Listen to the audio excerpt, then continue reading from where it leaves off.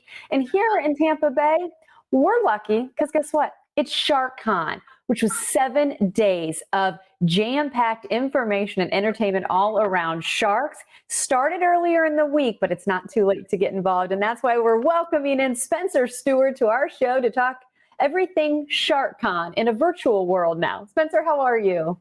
Good. How are you guys? We're well. Good.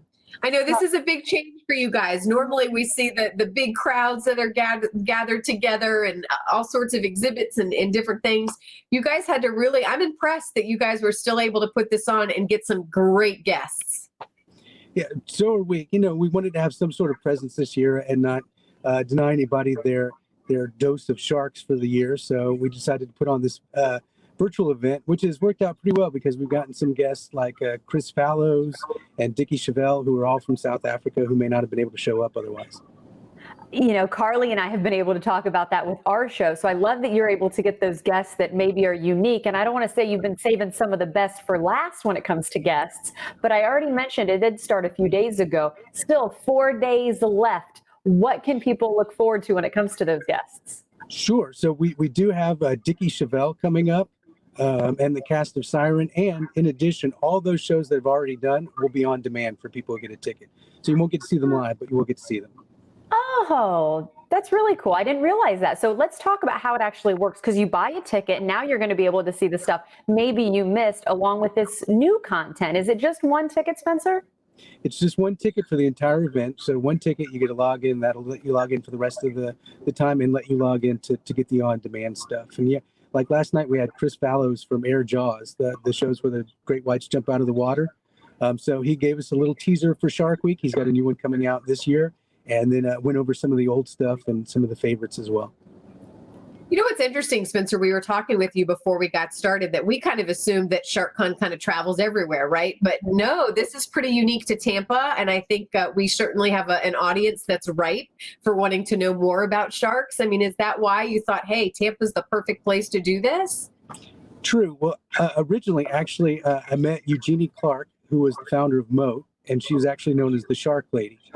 And so I felt, what better place to have this than the place that houses the Shark Lady? So what are some of the other partnerships you have here in the area? So this year we're working with Clearwater Marine Aquarium. They've got a new shark exhibit that's coming up, so they're pretty excited about that, a new dolphin exhibit as well. So working with them, we always work with Moat. In fact, tonight from Moat, Dr. Robert Cuter, the head of their shark department, will be on with Chris Fisher from OSearch, and they'll be doing a panel together. He works a lot with OSearch.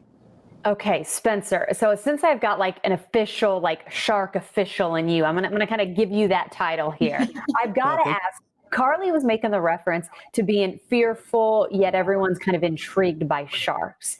In your words, what is it about sharks that just captures people's imagination and thoughts, and that they want to be so dive into information that you're able to share in events like this? In nightmares. Sure. I mean, I think it's a mix of things. I mean, one, you know, they're under the water. We know they're there. They sort of can't see them. So there's an element of surprise and fear there. And then when you see them, I mean, they're so captivating. Last year I went to Guadalupe to swim with the great whites, and they just swim by, and they're just these giant sort of mythical beings, and they're so beautiful and graceful. And so I think it's that dichotomy of fear and fascination. You're afraid when you don't know they're there, and then when you see them, you're like, wow, that's an amazing animal.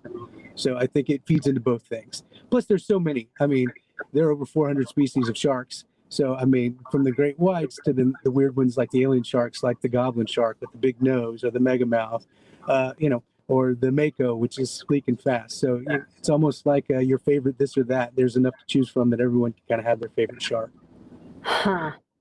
All right. And then again, it just tees you up for Shark Week. I think people are going to get excited about all of this. And then again, getting those previews about what we're going to be able to see in just a couple of weeks, couple of days.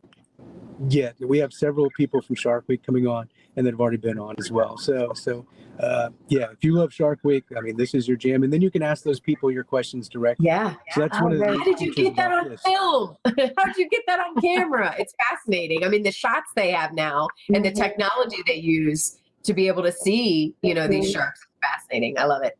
Oh, well, good stuff. Thank you so much for being with us. Again, sharkcon.com, where you go for information and tickets.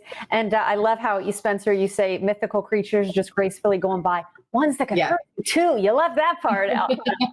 Thanks for being with us. Thank you. Thank you for having me so much. And we'll, of course, put all those details on our website.